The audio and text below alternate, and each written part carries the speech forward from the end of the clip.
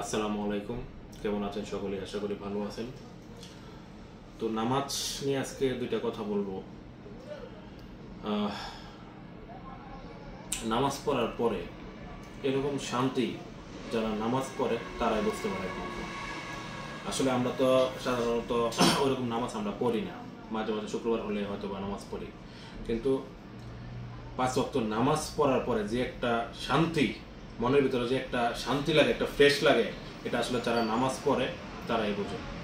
তো আমরা সকলে চেষ্টা করব 5 ওয়াক্ত নামাজ পড়ার জন্য, আল্লাহর ইবাদত করার জন্য। তাহলে আমাদের মন সুস্থ থাকবে, শরীরও সুস্থ থাকবে। এবং নামাজ পড়া, আপনারা দেখুন, নামাজ পড়ার মধ্যে কিন্তু একটা ব্যায়াম আছে শারীরিক।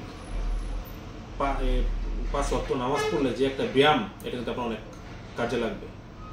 তো আমি চেষ্টা করতেছি নামাজ পড়ার জন্য, আপনারাও চেষ্টা করুন।